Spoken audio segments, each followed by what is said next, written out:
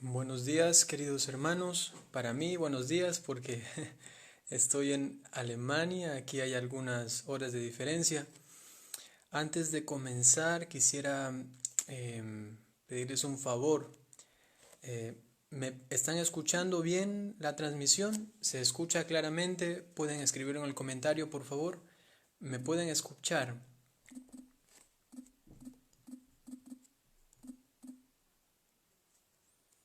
Voy a esperar a que me respondan.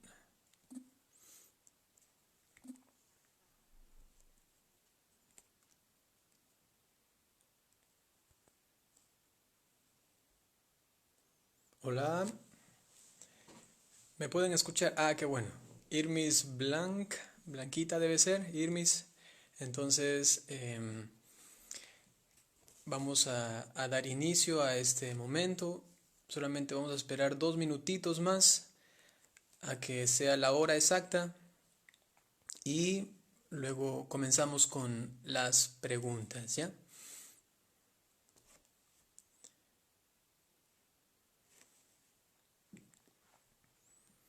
Bueno, para los que no saben, yo me llamo Byron Cadman, soy sacerdote católico y he comenzado un proyecto de evangelización en las redes sociales hace más o menos un año. Justamente ahora el próximo mes, en agosto, cumplo un año de haber iniciado este proyecto de evangelización, tanto en YouTube, en Instagram y también aquí en Facebook. Entonces les invito a que se puedan también suscribir a la página, a unirse a todos estos medios de comunicación. En ellos estoy continuamente enviando mensajes sobre la homilía diaria, sobre las lecturas del día y también eh, hago algunos videos respondiendo a preguntas de personas y justamente a raíz de eso he decidido hacer este video para poder responder a las inquietudes de muchas personas, ¿no?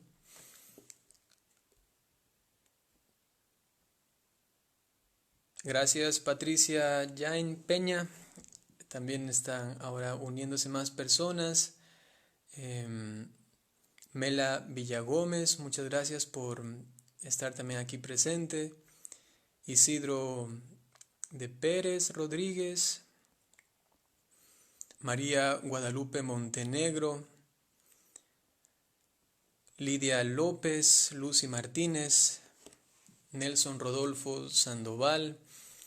Qué bueno que estemos ahora unidos y que vamos a comenzar con este momento, ¿no? Entonces, también antes de comenzar, les invitaría a que puedan compartir el enlace de este video. Pueden, por allí, en algún un ladito está el botón de compartir, le pinchan ahí, y entonces también para que otras personas puedan unirse a este bonito momento que vamos a tener. Entonces, para hacerlo, vamos a comenzar con una oración, ¿no? Saludos también para John Castro Macías, para Waldo Rodríguez Zapata, que también se están uniendo en este momento. También a Sol Basante, Soledad, qué gusto que estés también aquí presente. Bueno, Manuel Cruz Arévalo, también él es de Pedro Vicente Maldonado. Fabiola Hernández. Bueno, ahora vamos a comenzar con la oración. En el nombre del Padre, y del Hijo, y del Espíritu Santo. Amén. El Señor esté con ustedes. Nos conceda el Señor, por intercesión de la Santísima Virgen María, el don de su Espíritu, para que podamos, con su iluminación, con su verdad que llega a nuestro encuentro, con su palabra, poder el día de hoy compartir con sencillez y humildad la verdad de la doctrina católica, la verdad de la revelación que ha llegado a nosotros por medio de Jesucristo nuestro Señor. Dios te salve María, llena eres de gracia, el Señor es contigo. Bendita eres entre todas las mujeres, y bendito es el fruto de tu vientre, Jesús. Santa María, Madre de Dios, ruega por nosotros pecadores, ahora y en la hora de nuestra muerte. Amén. Listo, queridos hermanos, vamos a comenzar con algunas preguntas que ya han estado haciendo aquí. Bueno, hay una primera pregunta de parte de Lucy Martínez. También tengo otras que están ahorita en una lista, en una colita aquí. Listo, voy a ir respondiendo a medida que van preguntando, ¿no? Lucy Martínez dice, Padrecito, una pregunta es la siguiente, ¿no? ¿Es cierto que la Iglesia enseña que si un bebé muere sin bautizar, se condena? Bueno, tenemos que decir que el Catecismo de la Iglesia Católica nos dice que todos los niños que han muerto sin ser bautizados son encomendados a la misericordia de Dios. No se puede decir de ellos que están condenados, eso dice el Catecismo, ¿no? No se puede decir de ellos que están condenados porque no tienen pecados personales. Eso es importante, ¿no? Y en consecuencia no pueden irse al infierno. Sin embargo, la revelación de Jesucristo, lo que Él nos ha transmitido en su palabra, no nos ha dicho a ciencia cierta qué pasaría con un niño que no tiene pecados personales, pero que tampoco está bautizado. Y por ello, la Iglesia en su sabiduría nos dice que los encomendamos a la misericordia de Dios. Sencillamente eso. Nosotros no tenemos ciencia cierta de qué es lo que pasa con ellos. Sin embargo, los encomendamos a la misericordia de Dios. Entonces la Iglesia no dice que los niños sin bautizar se condenan, ¿no? Espero que pueda responder así su pregunta, ¿no? Vamos a seguir respondiendo. Tengo una pregunta también de Saraí. Es una jovencita. Qué bueno que también los jóvenes tengan interrogantes sobre la fe. Ella pregunta lo siguiente y dice que ¿cuál es la diferencia entre los anglicanos, los ortodoxos y que por qué se separaron, ¿no? Bueno, seguramente ustedes han escuchado en algún momento sobre los anglicanos. Los anglicanos son una denominación, una confesión religiosa cristiana que lamentablemente se separó de la Iglesia porque pedían al Papa algo que era indebido, ¿no? Y querían entonces que el rey de ese tiempo, el rey de Inglaterra, se anulase su matrimonio con alguien con la que se había casado y ella estaba viva, y entonces le permitiesen casarse con alguien más. Y sencillamente el Papa y los obispos que estaban con el Papa le dijeron que no podía anular su casamiento anterior y no podía casarse otra vez. Entonces él decidió, con unos obispos que estaban ayudándole, decidió separarse de la Iglesia. Y entonces él, digamos, eligió su propia estructura de la Iglesia y se hizo una confesión distinta, ¿no? Y ellos se separaron de la Iglesia católica, los anglicanos. Tengan mucho cuidado, recuerden que hay también por allí algunos anglicanos que se están haciendo pasar por católicos, y entonces ustedes tienen que tener ciencia cierta de que son realmente católicos, ¿no? Que son fieles al Papa. Es muy importante la fidelidad directa al Papa, ¿no? Y en cuanto a los ortodoxos, ellos en cambio tuvieron una ruptura en el siglo XI, es mucho antes, no son 4 o 5 siglos antes de la ruptura con los anglicanos. Y los ortodoxos, en cambio, ellos se separaron por cuestiones culturales, cuestiones políticas y también teológicas. Lo más conocido en la teología en cuanto a esto es el filioque. Significa que había una distinción entre la doctrina católica romana y la doctrina que se había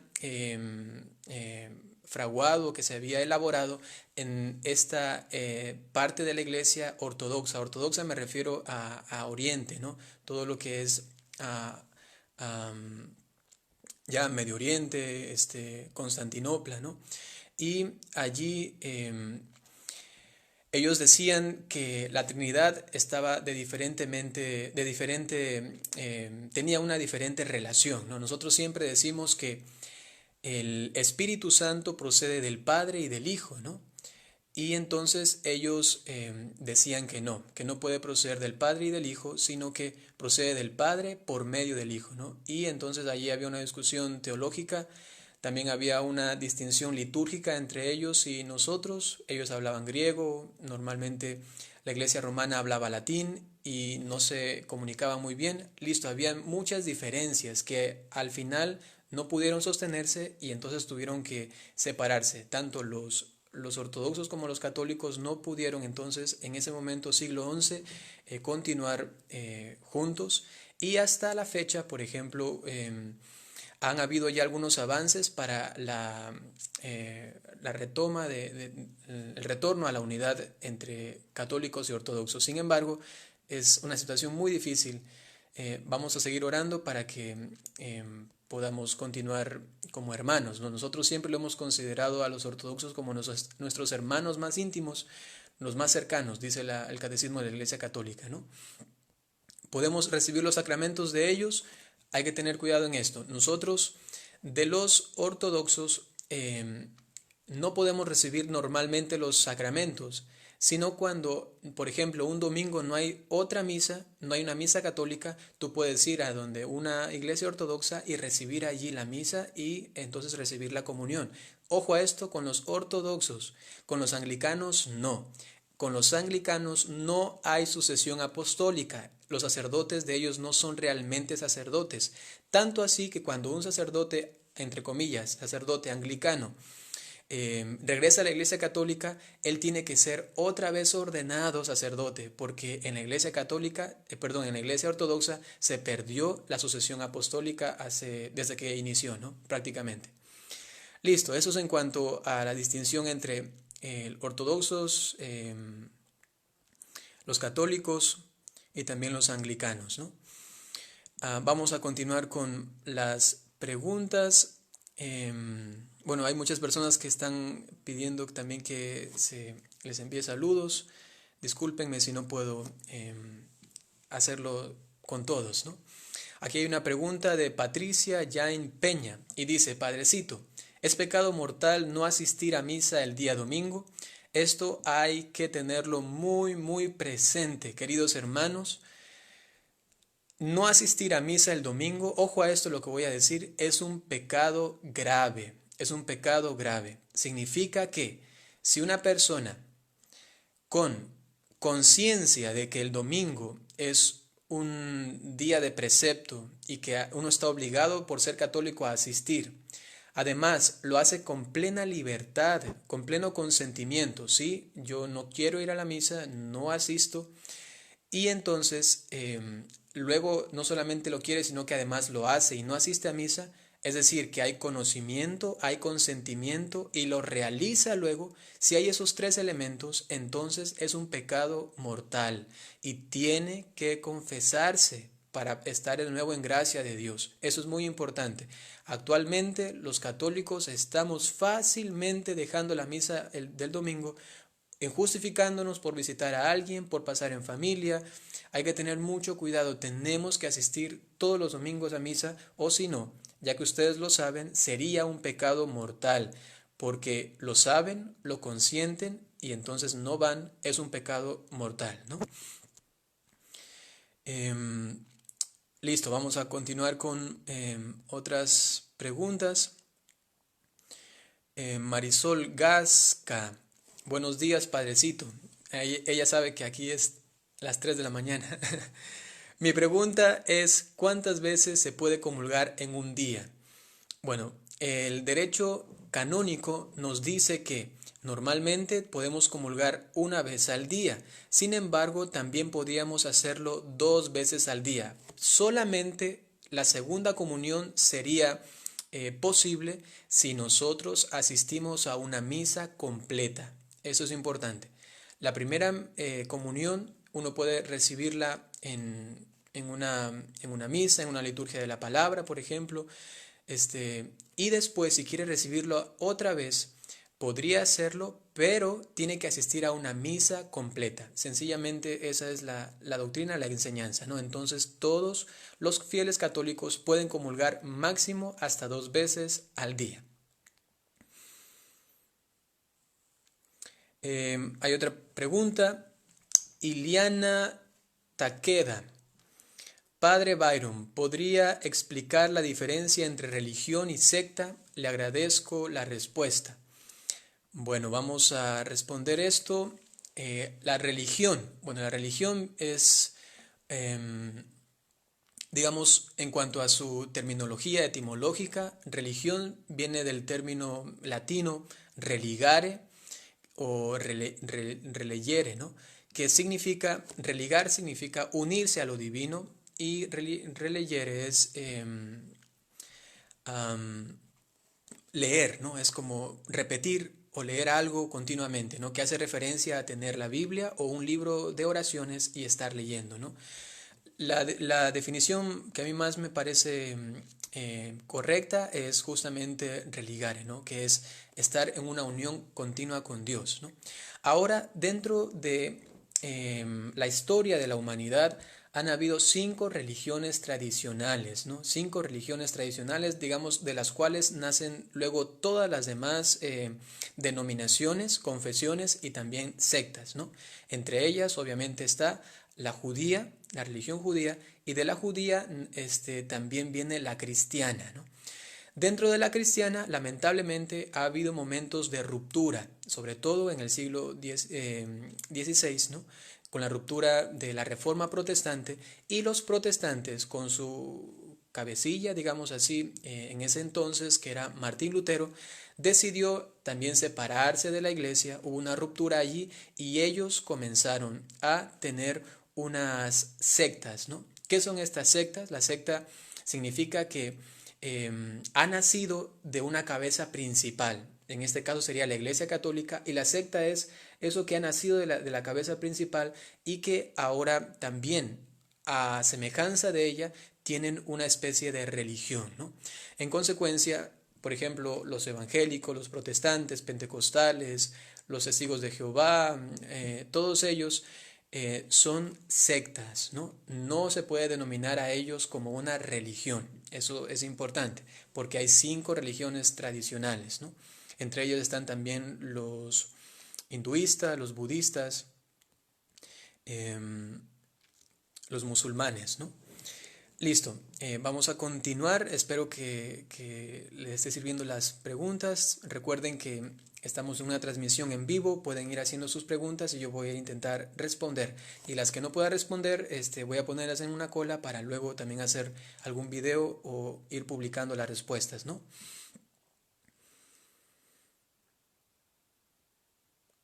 Un padrecito, pregunta Sol Basantes, lo del luto. ¿Qué dice la iglesia? ¿Qué tiempo se debe guardar? ¿El negro es una expresión de luto? Bueno, en cuanto al luto, más bien el tiempo que uno guarda es muchas veces cultural, ¿no? Por ejemplo, si vamos a el Antiguo Testamento, vemos cómo Abraham guardaba luto por su esposa, y así algunos personajes que al fallecer su familiar, ellos guardaban un tiempo de penitencia, de luto, de tristeza, ¿no? Porque se ha separado la persona querida, ¿no? Por ejemplo, aquí en Alemania he preguntado y me dicen que a veces puede durar entre unas semanas e inclusive un año, ¿no? En nuestros países latinos normalmente se hace la novena como un tiempo muy, muy fuerte de vivencia de este tiempo de tristeza, de luto, ¿no? De separación de la persona querida, otros lo prolongan por un mes, ¿no? Esto la iglesia no tiene algo concreto que nos diga tienen que hacer, digamos, 20 días, 30 días o 40 días, sino que tiene que ver más bien con el sentimiento y también la tradición y la cultura de la familia y del pueblo, ¿no? Y el negro sí es una expresión de luto, es una expresión de tristeza. Inclusive, hasta ahora está permitido a los sacerdotes utilizar una vestimenta negra, ¿no? Quizá ustedes no lo han visto mucho, pero el sacerdote en la liturgia puede utilizar unos ornamentos negros y allí celebrar las misas de difuntos, ¿no? Alguna ocasión me ha tocado a mí celebrar así, es también una experiencia fuerte el estar de negro completamente, porque también simboliza exteriormente lo que uno está viviendo y padeciendo, sufriendo, entristecido por lo que ha acontecido, ¿no? Listo.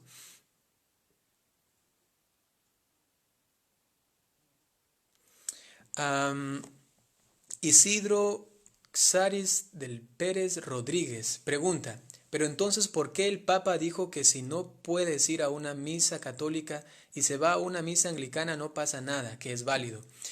Isidro, yo te invitaría a que revises bien la noticia y si es que era realmente los anglicanos, ¿no? Porque, repito, los anglicanos no tienen sucesión apostólica. No pudo haber dicho eso el Papa. Y si es que puedes, me mandas el link para poder confrontar lo que te estoy diciendo, ¿ya? Sencillamente, los ortodoxos sí, eso sí, los ortodoxos sí puedes asistir a la misa en caso de que no haya misa católica, ¿no? Pero con los anglicanos sencillamente no, ¿ya? Vamos a seguir leyendo, preguntando. Padre, tengo una consulta personal. Esto escribe John Castro Macías.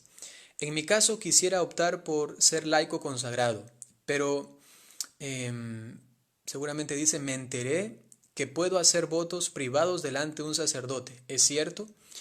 Ya, John, uno puede realizar votos privados, por supuesto, ¿no? Inclusive en el Antiguo Testamento se ve cómo personas realizaban esos actos de ofrecer a Dios, por ejemplo, la virginidad, ¿no? Ofrecer a Dios inclusive el no comer o beber ciertos alimentos, ¿no? Y eso también se ha desarrollado y se ha aplicado también a la Iglesia Católica, ¿no? Uno puede hacer un voto personal, por supuesto, que consiste en una promesa. Lo puede hacer inclusive solo delante y directamente con Dios. Claro que es mucho más solemne, especial y también, digamos, en relación a la autoridad de la iglesia, algo que vincula todavía más hacerlo delante de un sacerdote. Puedes hacerlo, pero ten cuidado o ten clara conciencia de que no implica un voto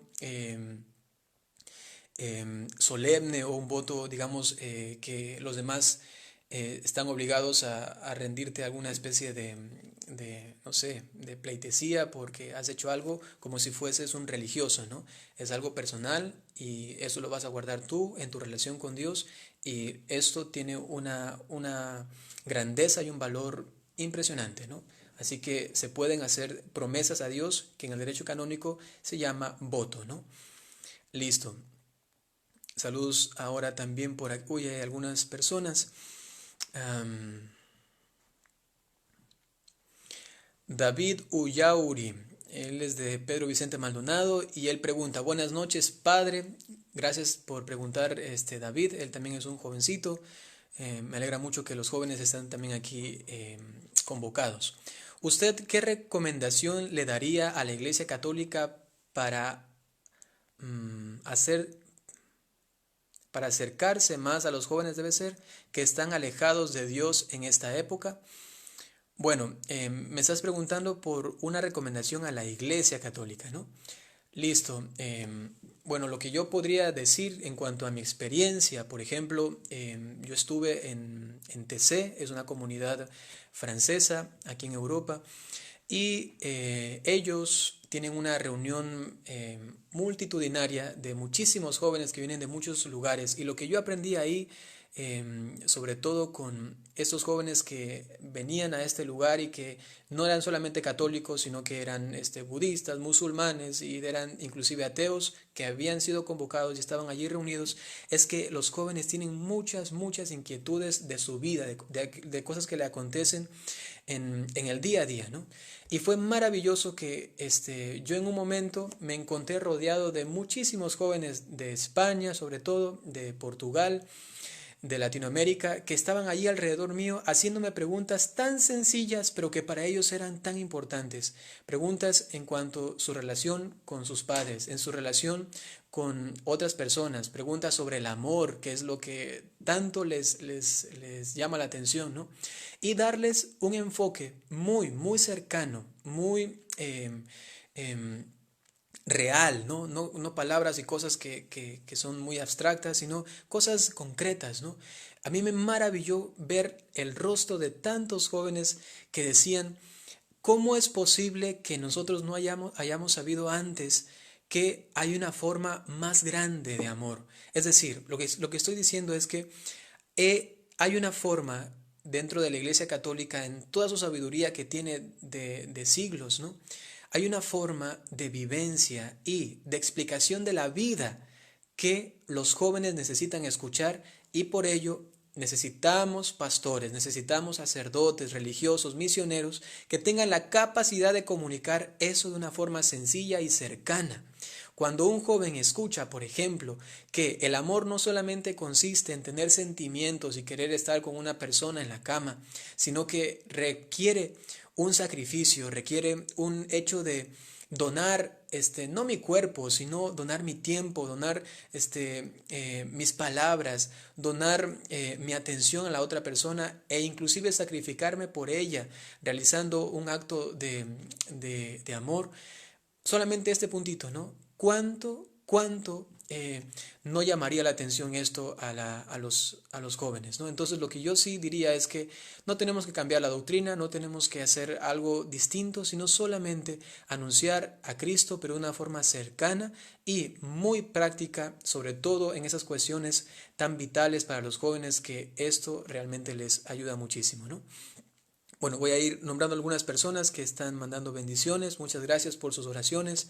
Cristian Cano, Rosy Mora, eh, Elena Isabel Quiroz Castro. Alguien ha venido corriendo y ha llegado a tiempo, dice Rosy Mora.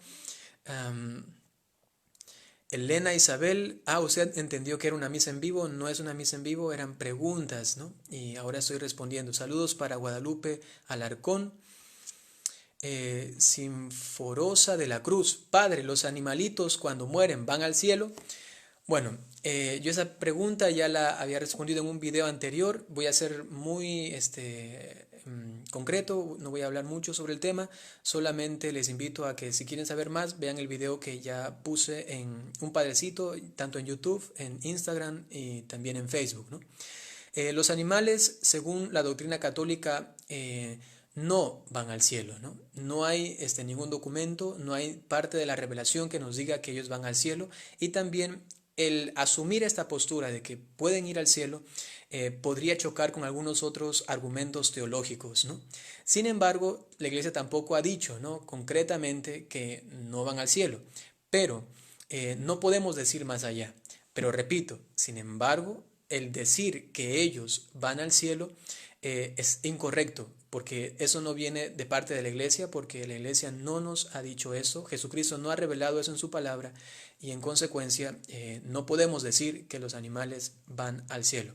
Los queremos mucho y todo, pero sencillamente no. Hay que tener mucho cuidado con humanizar a los animalitos, ¿no? Hay que tener mucho cuidado. Actualmente se gasta tanto dinero en ellos y hay tantas desviaciones y exageraciones con los animales, ¿no?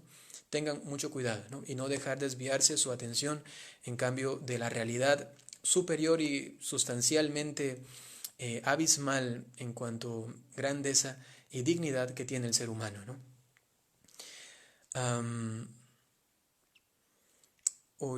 Hay tantas preguntas, disculpen. Manuel González Cortés, gracias por tus bendiciones.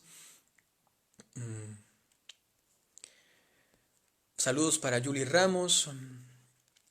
Cristian Salinas Ramos, muchas gracias por estar aquí presente.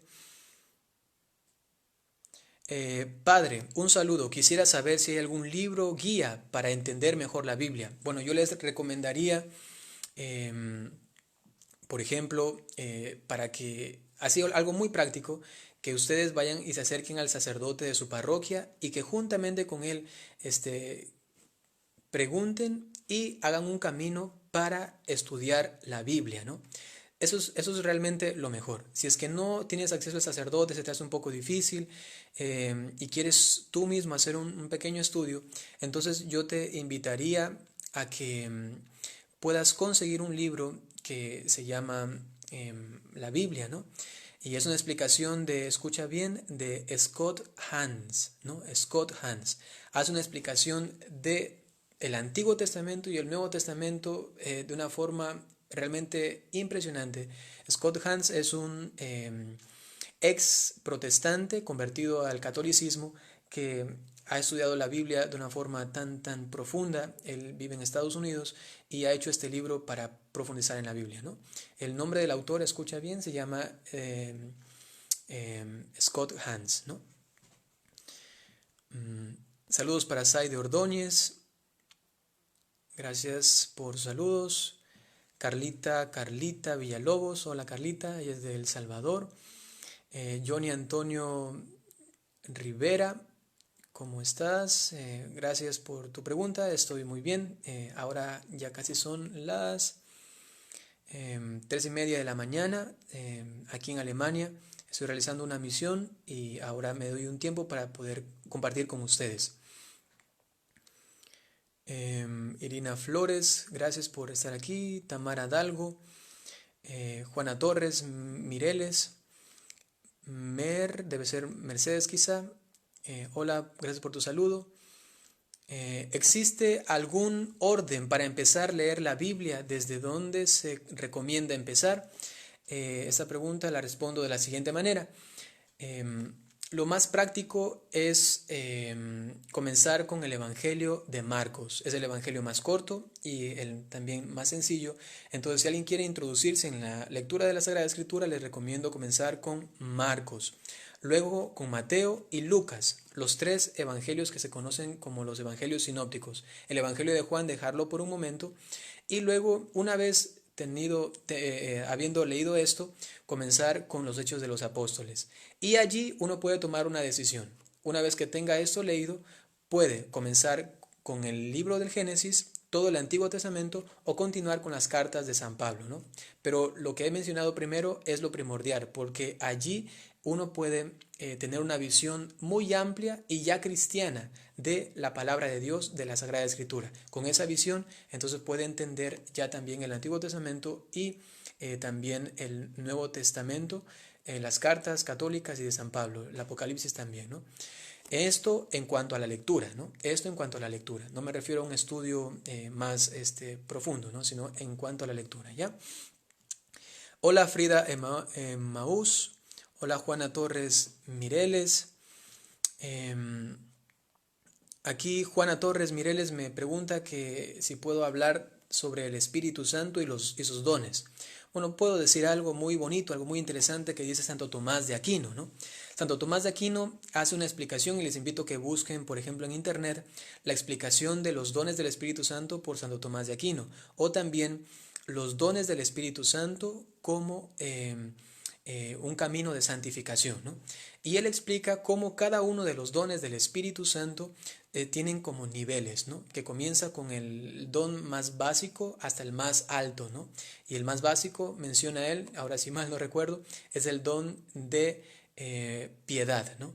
Y a partir de este don, entonces viene el temor de Dios y comienza a ir el alma enriquecida por esos dones, teniendo esos sentimientos en relación a Dios hasta tal punto que llega a la sabiduría. La sabiduría, dice Santo Tomás de Aquino, es el don del Espíritu Santo por excelencia.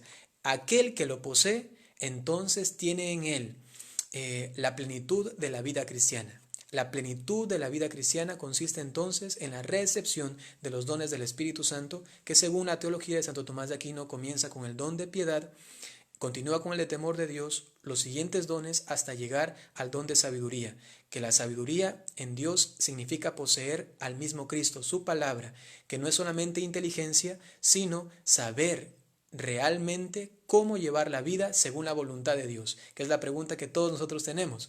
¿Cómo hago la voluntad de Dios? ¿Será que este camino o será esto otro? Entonces pide a Dios sus dones para poder discernir esto y poseer el don del Espíritu Santo, que es el más, lo mejor que recibimos de Dios, y entre ellos el don de sabiduría, que es ya la plenitud de la vida cristiana, ¿no? Eso también lo decía San Serafín de Sarov, ¿no? Él, le hicieron una pregunta, le dijeron, ¿cómo puedo vivir? Le dijeron, ¿no? Plenamente la vida cristiana, y él solamente dijo, pide los dones del Espíritu Santo y lo harás.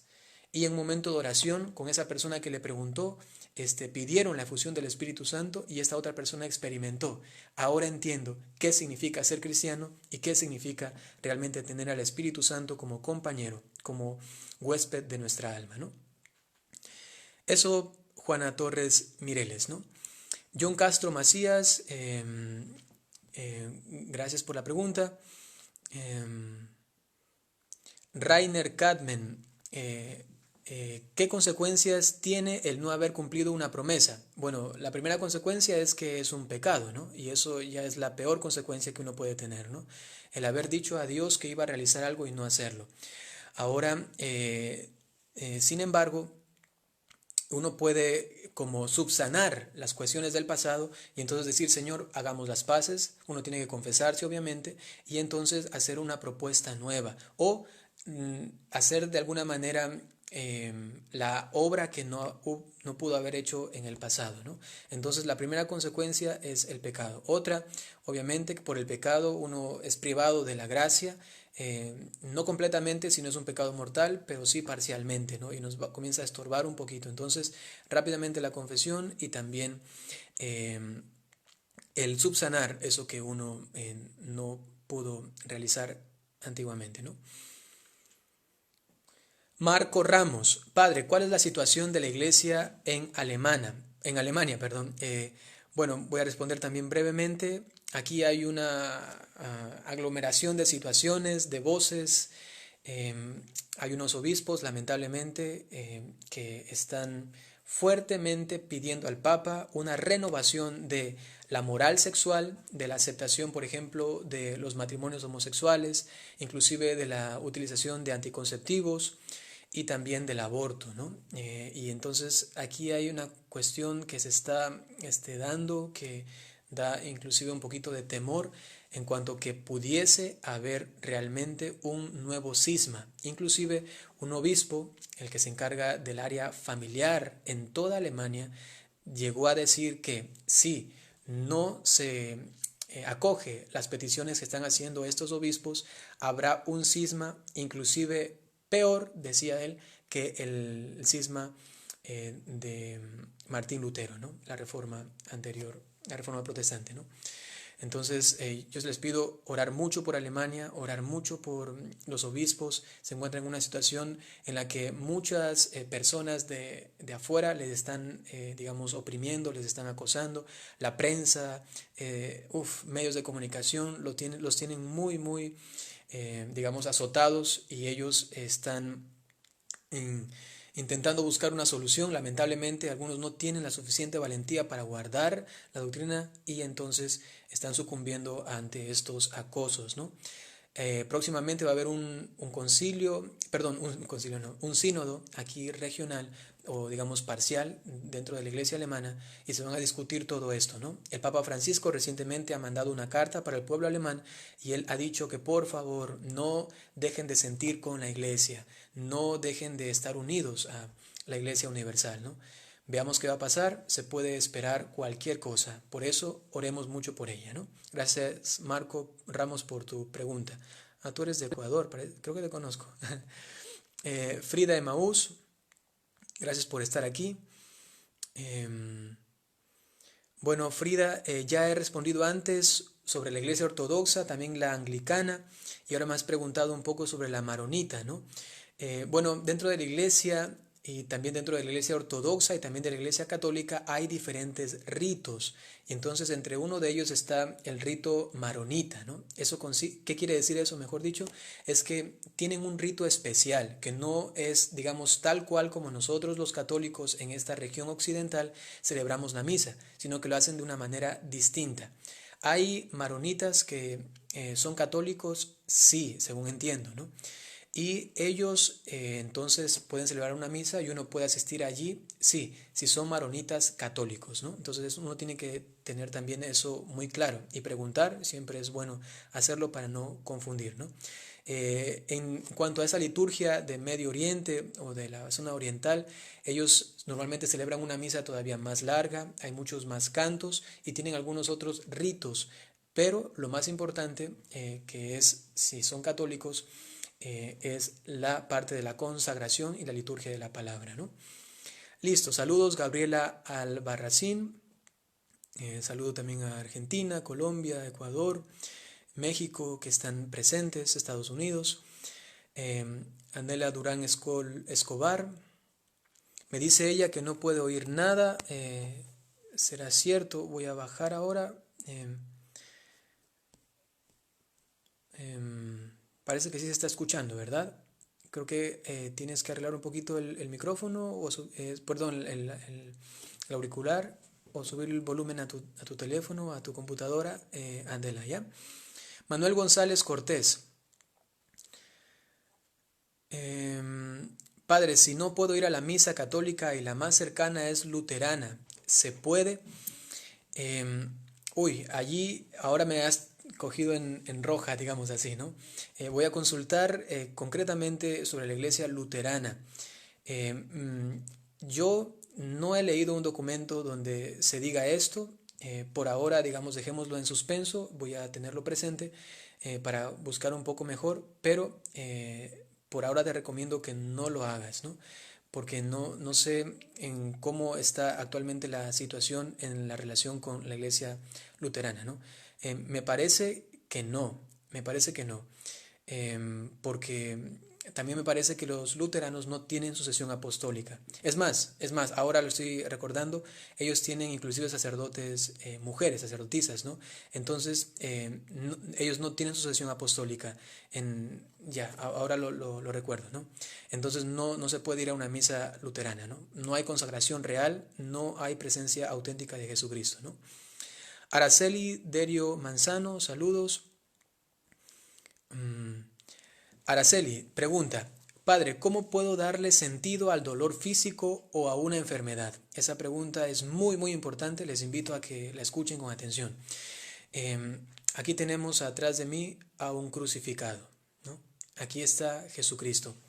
Él da el sentido correcto y auténtico del dolor humano.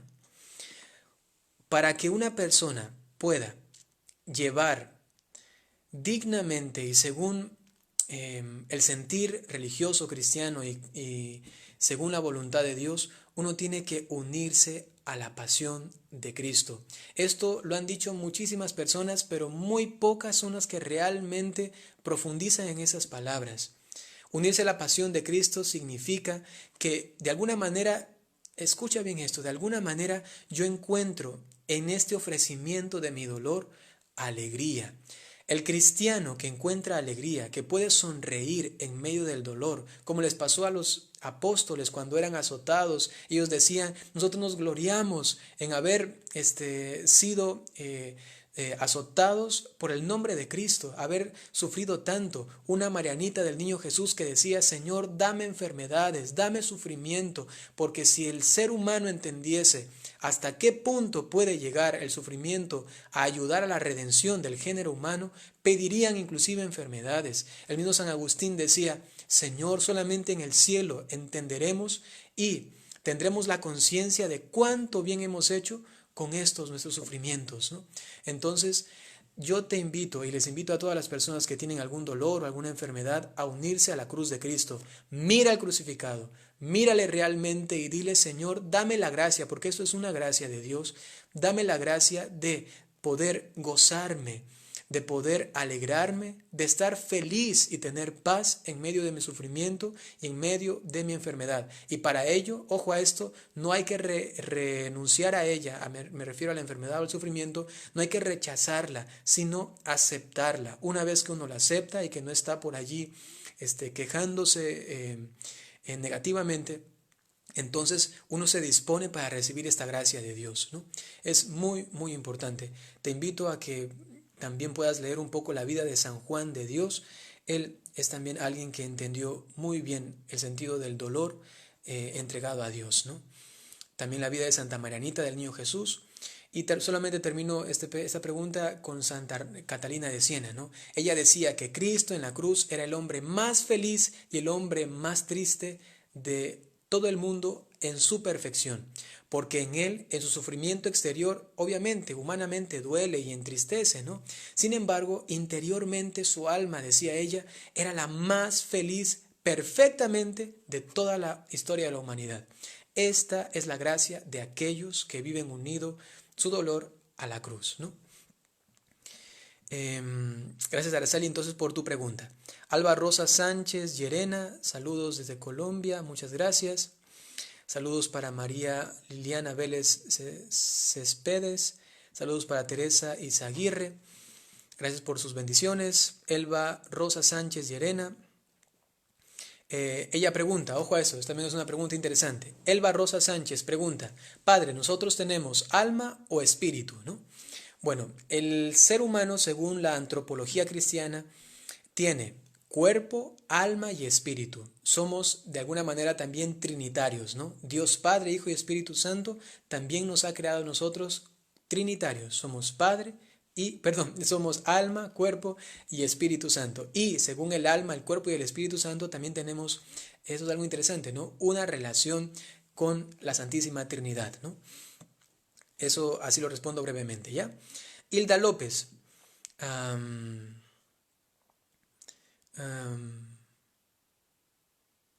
Dice, Padre, ¿qué me aconseja hacer como madre de 5 niños y una niña para que se inspiren ellos a tener la posibilidad de elegir una vida consagrada, ya sea el sacerdocio o la vida religiosa? La mayor tiene 13 años y ahorita 3 de mis niños son monaguillos por elección propia. Listo, Hilda López, lo que yo te quisiera recomendar es algo muy sencillo y es hacer mucha oración con ellos. Recuerden, queridos hermanos, la oración es la puerta que abre la posibilidad de que un alma pueda escuchar la voz de Dios. La oración es el camino para que nuestra alma se afine y tenga oídos a la voz de Dios. En la oración se cultivan las vocaciones. Entonces, comenzando, digamos, con 1 minuto, 3 minutos de oración con ellos, llevándolo al sagrario, poniéndolos de rodillas con tu ejemplo y el ejemplo de tu esposo, si es que está viviendo contigo. Entonces, el ejemplo de oración de las demás personas, esto es lo que realmente capacita a los niños para escuchar la voz de Dios. Uno puede decir muchas cosas, pero ellos tienen que oír la voz de Dios, no nuestra voz, sino la voz de Dios. Y así pueden entonces escuchar mejor a Dios, obviamente, y entonces saber qué es lo que Él desea para ellos, ¿no? Noel Cruz Hernández, gracias por estar aquí, él es de El Salvador. Waldo Rodríguez Zapata.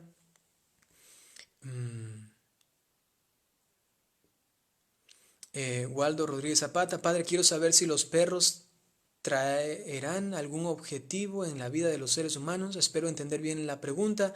Solamente puedo responder de la siguiente manera. Toda la creación se ha hecho para, primero, manifestar la gloria de Dios. Entonces, en los animales también tenemos que ver la perfección de Dios, cómo Dios crea seres, por ejemplo, que son nobles, seres que son fieles. En este caso me refiero a los perros, ¿no?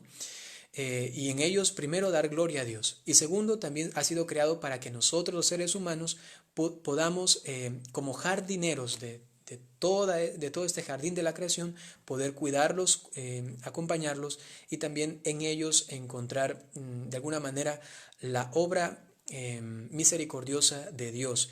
Y ellos obviamente nos ayudan y tenemos también su colaboración, ¿no? Sin embargo, repito, como he dicho antes, no podemos humanizarlos, no son seres humanos y no podemos tratarlos entonces como tales. Siguen siendo sencillamente animales, ¿no? Y la palabra de Dios es clara en relación a los animales, inclusive podemos así, aunque suene un poco raro o extraño, podemos matarlos y también podemos alimentarnos de ellos, ¿no? Los que son destinados para eso según la, al desarrollo de la historia, ¿no? Actualmente un pescadito se puede comer, uno puede comer chancho, carne de res, ¿no? Tranquilamente, ¿no?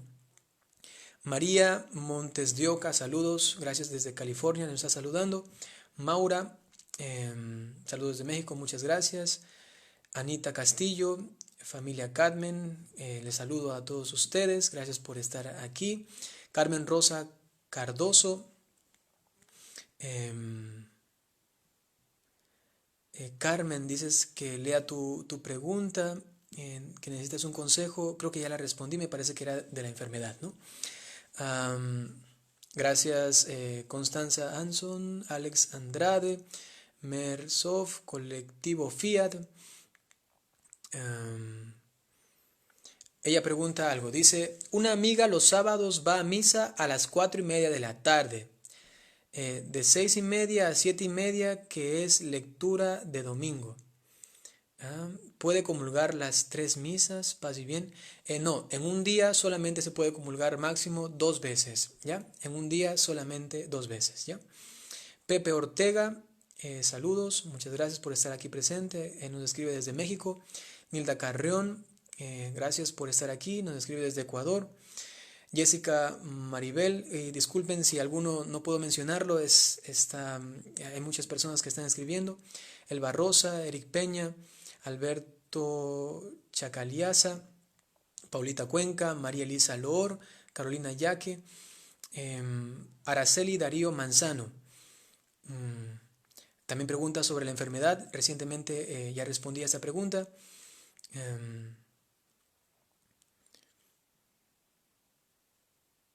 Anita Castillo pregunta, padre, si un sacerdote católico, ojo a esto, es una pregunta interesante, si un sacerdote católico se hace sacerdote anglicano, ¿qué pasa ahí? ¿Sus sacramentos realizados siendo anglicanos son válidos? Pues, Anita, los sacramentos que realiza el sacerdote, por ejemplo, el bautismo, el celebrar la misa, son sacramentos válidos. Pero escucha bien, son ilícitos. Significa que aun cuando hay consagración porque él ha recibido la ordenación sacerdotal en la Iglesia Católica, sin embargo, él al realizarlos está realizando algo que le queda prohibido y en consecuencia las demás personas no deben asistir a esta misa. Ojo a esto, no pueden asistir a esta misa. Sin embargo, si es que alguien estuvo allí y comulgó realmente el cuerpo y la sangre de Cristo. ¿Sí? Son válidos pero ilícitos. En consecuencia, no podemos asistir a una misa de un sacerdote que antes fue católico y ahora es anglicano. ¿Ya? Saludos para Cris Saquicela. Cris, saludos también para ti. Alberto Chacaliaza Falcón. Pregunta, padre, ¿cuándo un ser humano se corrompe? ¿Cuándo uno deja de ser hijo de Dios? Pues una vez que uno ha recibido el bautismo, Alberto, ya no deja de ser hijo de Dios, inclusive cuando uno está en pecado mortal.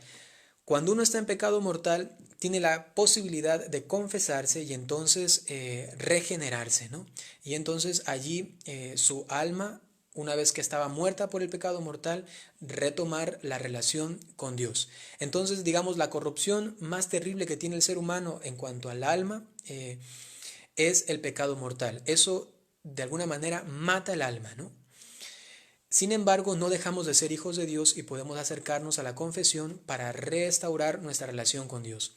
Ahora, hay algunos teólogos que dicen que cuando vamos al infierno, entonces, de alguna manera, esa relación de hijos de Dios queda completamente anulada. Sea así o no sea así, en la práctica sabemos que Si estamos en el infierno, sencillamente también nos hacemos, como dice San Juan, hijos del diablo, ¿no? Inclusive cuando cometemos un pecado mortal o un pecado grave, también nos comenzamos a ser hijos del demonio, ¿no? Hijos del pecado, ¿no? Sin embargo, como tenemos un sacramento indeleble como es el bautismo, eso queda sellado en nuestra alma. Y entonces eso, digamos, nadie nos puede quitar.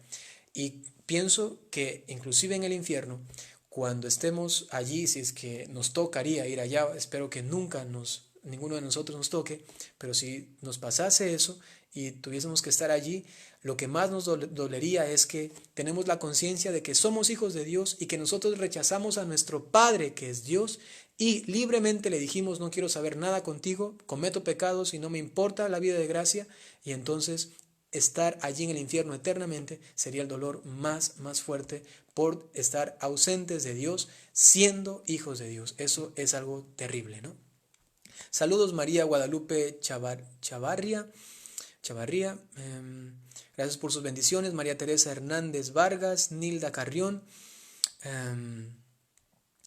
Nilda dice lo siguiente, una pregunta importante. Padre, ayúdame con una reflexión sobre la importancia de la familia. Gracias. Actualmente la familia, desde un punto, digamos, negativo, está siendo fuertemente acosada y atacada por ideología de género, por lobbies pro aborto y antifamilia natural y normal, ¿no? Y entonces la familia está siendo fuertemente atacada, porque si se ataca a la familia, sencillamente se ataca a la misma iglesia, se ataca a las vocaciones, se ataca a los futuros sacerdotes, a las futuras religiosas, ¿no? Que nacen en una familia que quizá está corrompida o tiene muchas heridas a nivel afectivo, a nivel psicológico, a nivel espiritual, y en consecuencia, digamos, un sacerdote llega a ser sacerdote y tiene todas esas heridas, y por eso es que luego hay un sacerdote quizá lamentablemente pederasta, ¿no? Un sacerdote que vive una vida doble, una religiosa que ha hecho cosas indebidas. Todo nace desde la familia y entonces hay que santificar otra vez la familia. Varones, los hombres, darle de nuevo la dignidad que se merece la mujer, defender la mujer tal cual es, ¿no? Y a sacar de la casa y del pensamiento todas esas cosas que actualmente nos están acosando y atacando, ¿no? Diciéndonos, no, que puede ser que un hombre se convierta en una mujer, y los cristianos a veces dicen, sí, ya no pasa nada, si es su felicidad o si es su forma de vida, allá ella, yo lo respeto. No podemos guardar o concebir cosas así, sacrificando la verdad, sacrificando lo que realmente nos ha revelado Jesucristo y lo que nosotros creemos. El hombre es hombre, la mujer es mujer y punto. Dios ha creado así. Y hay una familia tradicional, hay una familia natural, lógica, digamos hasta inclusive científica, normal, que entonces a ella tenemos que apoyar, y a esas otras formas de relaciones y de cuestiones que se están dando actualmente, tenemos que orar mucho por ellas para que sean como puestas en un stop, para que no continúen realizando esto porque están haciendo tanto daño a las familias. Tenemos que orar entonces por las familias. Son la cuna, son la casa de las vocaciones futuras y de la misma iglesia. Lo que va a pasar con la iglesia después de 20, 30 años son los niños que están naciendo en esas familias. Entonces, a orar mucho por las familias, por favor, ¿ya? Nilda Carrión, gracias por tu pregunta. Decía también la Virgen María en alguna revelación, me parece que es en Fátima, también Garabandal, que la batalla final entre la serpiente y la iglesia va a ser en relación a la familia. Y eso es lo que se está dando actualmente. Entonces oremos mucho por ella, ¿ya? Anita Salas,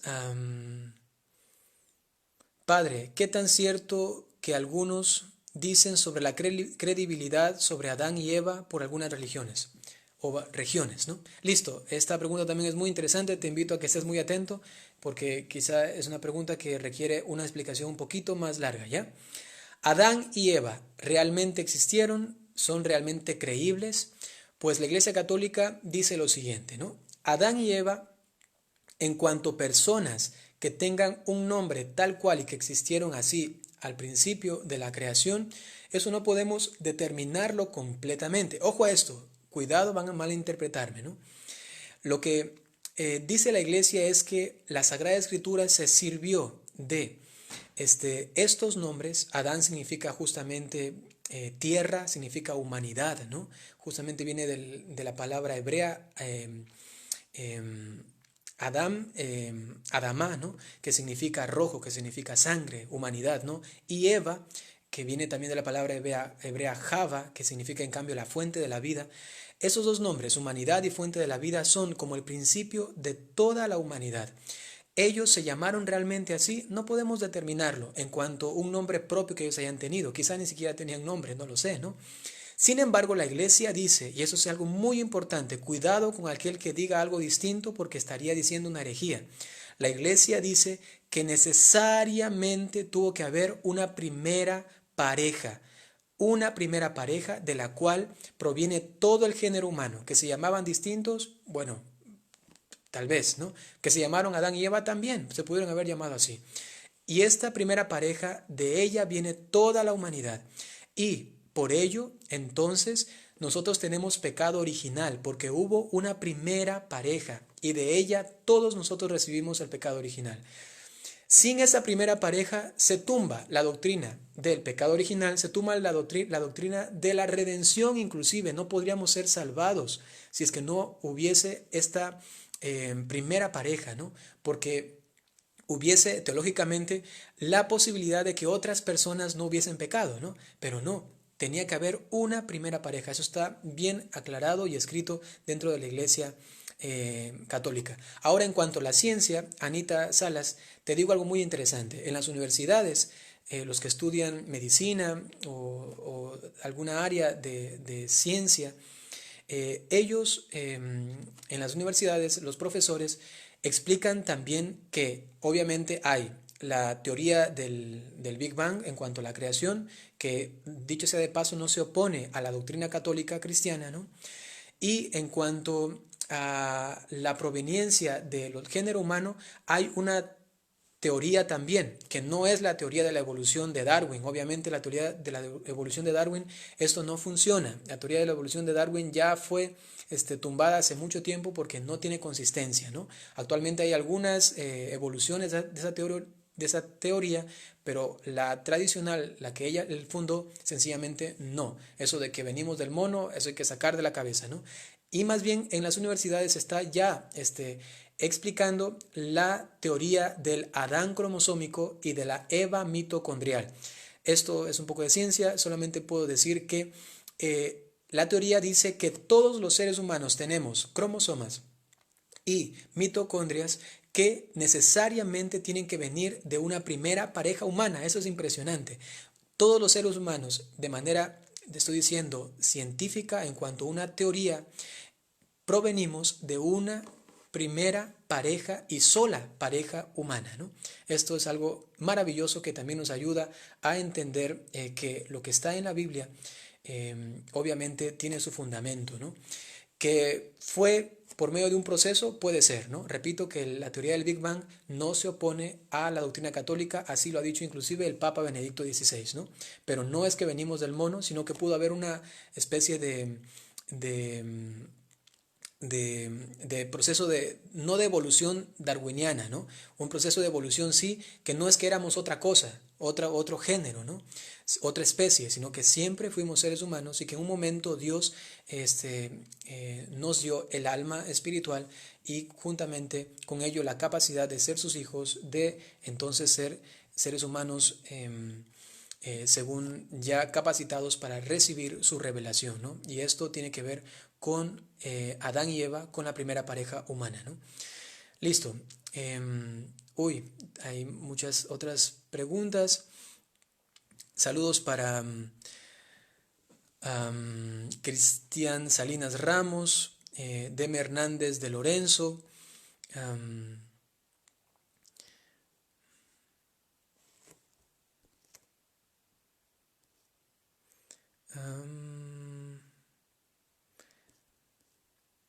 Sari Sarita, gracias desde Costa Rica. No sé por qué Facebook está borrando los mensajes anteriores, ¿no? Disculpen, no puedo leer algunos mensajes anteriores. Saludos para Vito Germán, Eric Peña. Am, Eric dice, padre, ¿qué tan preocupante es para la iglesia la falta de vocaciones? Ya es una situación que nos pone en alerta, sí, pero que no nos desanima y que no nos estresa sobremanera. Eso hay que tener mucho cuidado, ¿no?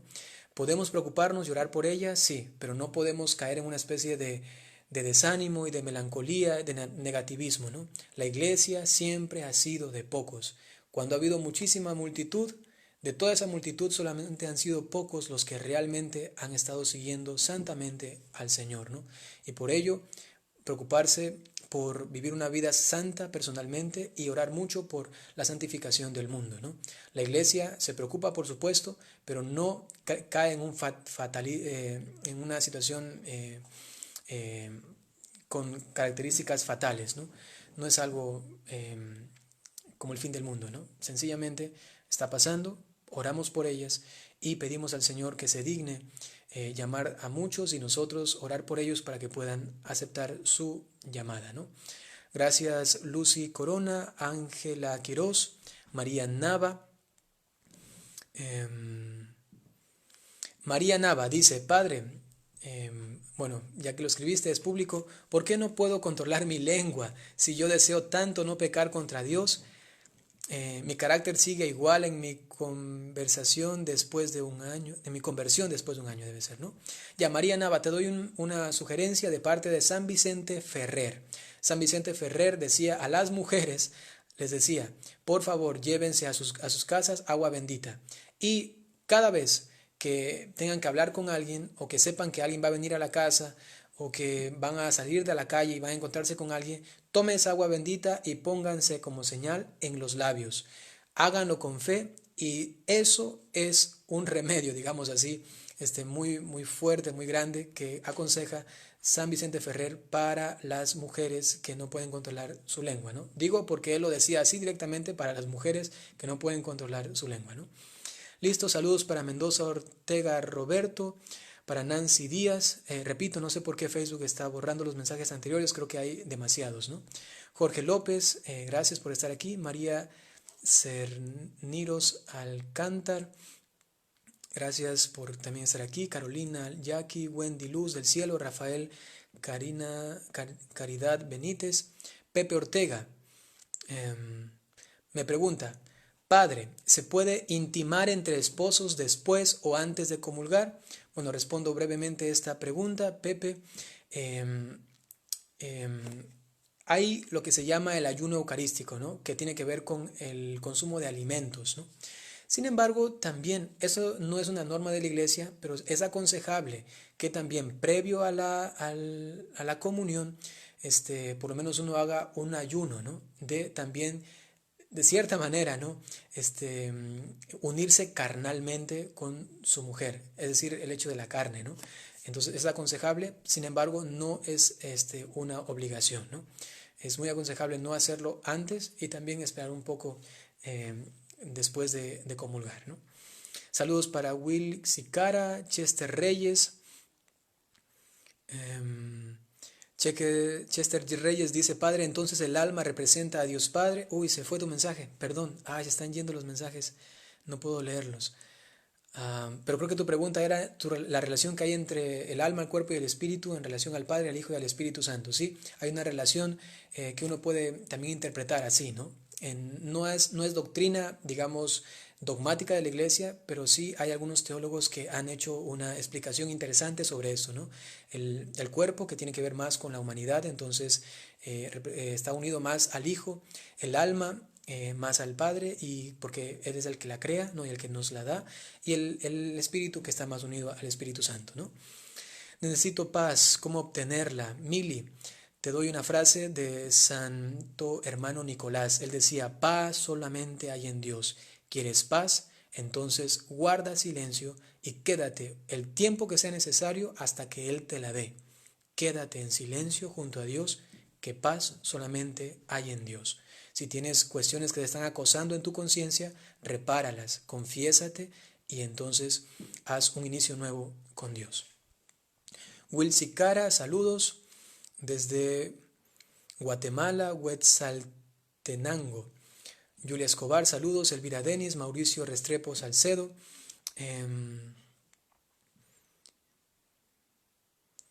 Dice, padre, buenas noches. Quiero saber qué responder cuando hablan mal de los padres que pecas. Cuando se habla mal de los padres, si es pecado mortal, me parece que esa es la pregunta, ¿ya? Cuando uno habla mal de los padres, es un pecado, obviamente. Ahora depende qué tan fuerte has dicho o qué tan grave ha sido lo que has dicho. Si es grave, entonces sí es un pecado mortal, ¿no?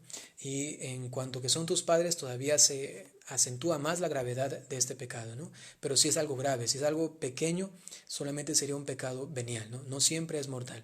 Saludos David Benavides, perdón, Claudia, saludos, saludan desde México, Alvin Elizalde, Juan Fuentes. Ya, Juan Fuentes pregunta, ¿qué es el anticristo? Ojo a esto, ¿cómo saber quién lo practica? Listo, si vamos a la fuente de la revelación, San Juan nos dice que el anticristo es todo aquel que niega a Cristo. Eso es la primera concepción más directa y bíblica de lo que es el anticristo. Todo aquel que niega a Cristo se convierte en anticristo. Sin embargo, también hay una figura que se espera al final de los tiempos como una persona, o que también algunos teólogos dicen como una organización, que puede ser un anticristo, ¿no? Es una persona que tiene ciertas, repito, puede ser también un grupo, una línea, una corriente religiosa, puede ser también política inclusive, que tiene ciertas facetas, ¿no? De liderazgo, de mucha cercanía con los demás. Muchos van a pensar que es una gran persona u organización y que lamentablemente estaría llevando a una unificación, dicen algunos, por ejemplo, de la religión, una unificación de la política, una unificación inclusive de la lengua, una unificación de las culturas, para hacer una apariencia de cielo aquí en la tierra y más bien de alguna manera, una vez así unificados de una forma negativa, aparentemente buena, dejando a un lado la verdad para vivir todos en una especie de relativismo, todos, no importa de qué religión, de qué acá eres, al final todos somos uno, y sacrificar la verdad y entonces sacrificar también la verdad cristiana, y entonces muchos serán llevados también a la perdición porque estarán viviendo no en la verdad, ¿no? Y más bien sucumbidos por estas corrientes, viviendo en cuestiones muy deplorables, ¿no? Que van en contra de la revelación, ¿no?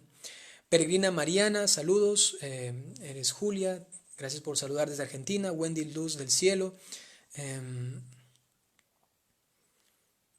ya, ¿por qué? Eso es una pregunta litúrgica. Me gustan mucho las preguntas bíblicas, también las litúrgicas. Dice, hola padre, la duda que tengo es la siguiente. Ojo a esto, queridos hermanos. ¿Por qué el sacerdote rompe en dos partes la hostia cuando hace la consagración? Bueno, el sacerdote en ese momento hace un rito, es un rito que lo hace en silencio. Las demás personas no lo escuchan, ¿no? Y él está en ese momento haciendo un rito, ¿no? Y es de tomar el pan, partirlo, ¿no? Y en ese momento él interiormente en silencio dice las palabras siguientes, dice, ¿no? Que la unión del cuerpo y la sangre de Cristo, eh, que la unión del cuerpo con la sangre de Cristo en este cáliz se convierta para nosotros en salvación, ¿no? Son más o menos así las palabras. Ahora mismo me ha costado un poco recordarlas, ¿no? Pero lo que está pasando allí es que está uniendo el cuerpo y la sangre en su significación exterior para que entendamos que el cuerpo y la sangre, aun cuando recibamos solamente el cuerpo, está realmente también presente la sangre. Y si recibimos solamente la sangre, está también presente el cuerpo. Y además, este momento en la misa está unido con el Cordero. Ojo a esto, ¿no? El Cordero de Dios no se canta antes ni después, sino justamente en el momento que Él parte, fracciona el cuerpo de Cristo, porque en ese momento estamos recordando al Cordero que se partió, que murió por nosotros en una cruz y que se nos dio como alimento. Entonces, el momento de la fracción, cuando Él rompe, digamos así, el pan, en ese momento el coro comienza a cantar el Cordero de Dios, porque están unidos las dos acciones, el canto y el hecho de fraccionarlo, ¿no? Listo. Wendy, Luz del Cielo, entonces esa es mi explicación. Chester Reyes, gracias por estar aquí. Padre, ¿qué puedo hacer si la gente me señala de mala forma por ser catequista o miembro del coro?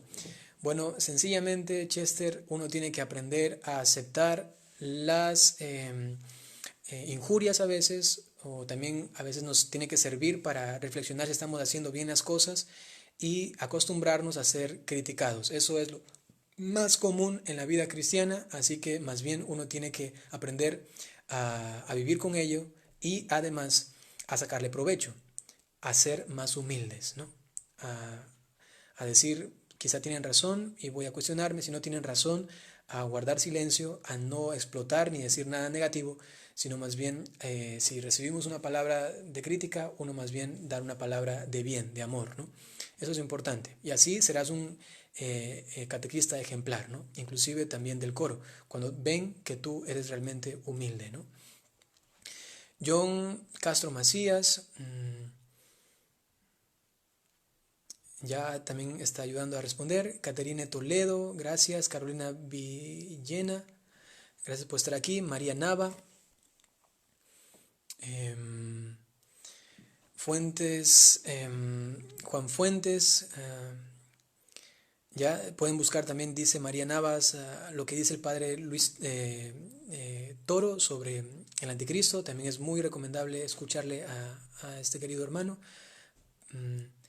Telma Rivera Padilla, Paul Miranda, Valeria Zurita está ahora también en vivo. Gracias por estar aquí. Patti Ávila. Bueno, queridos hermanos, son ya, aquí tengo las 4 de la mañana en Alemania.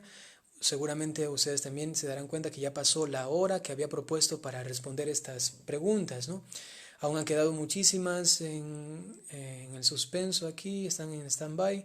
Ahora, sencillamente voy a dar algunos saludos a algunas personas que puedo y en breves minutos vamos a dar la bendición para que ustedes puedan también descansar este domingo para ustedes y comenzar una semana también bendecida por Dios, ¿no?